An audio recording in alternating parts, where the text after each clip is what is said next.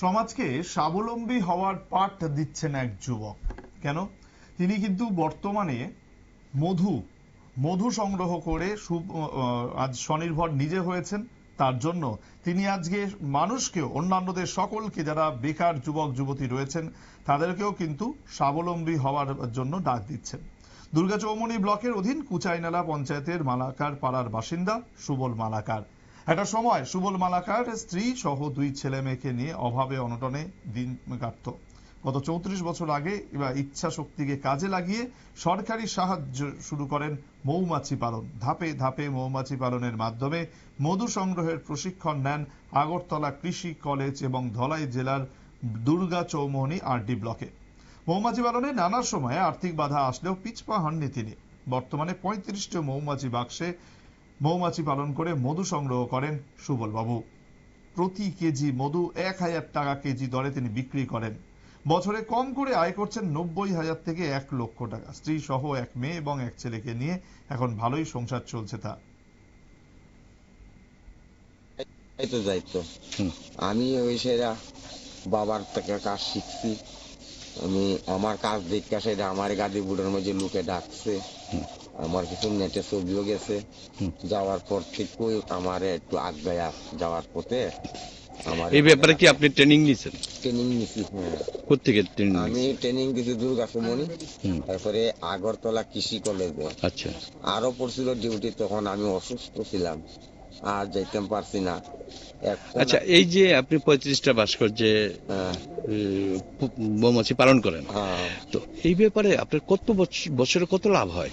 বছরে 75 থেকে 80,000 টাকা আমার লাভ হয়। আচ্ছা, পার বাসকে কত কেজি হয়?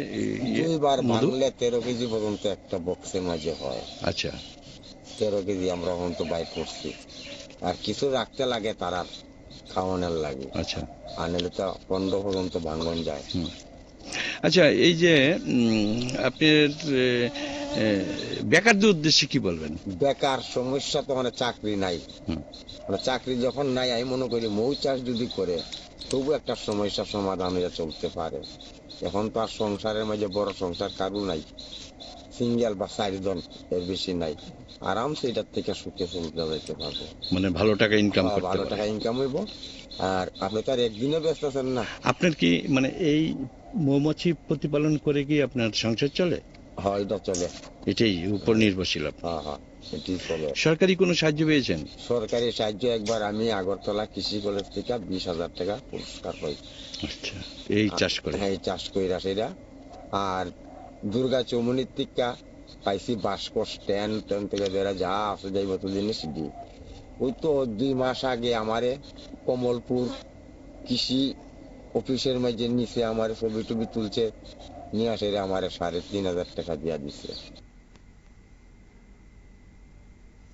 মৌমাছি পালন করে তিনি আজকে নিজের সংসার চালাচ্ছেন, স্বাবলম্বী হয়েছেন এবং সমাজকেও বার্তা দিচ্ছেন যাতে প্রত্যেকে স্বাবলম্বী হওয়ার দিকে এক পা এগোতে পারেন।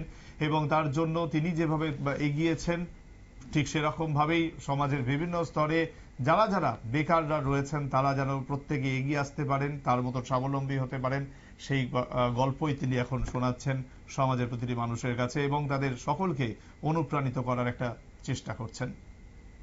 সময় আরো একটি বিরতির, সঙ্গে থাকুন।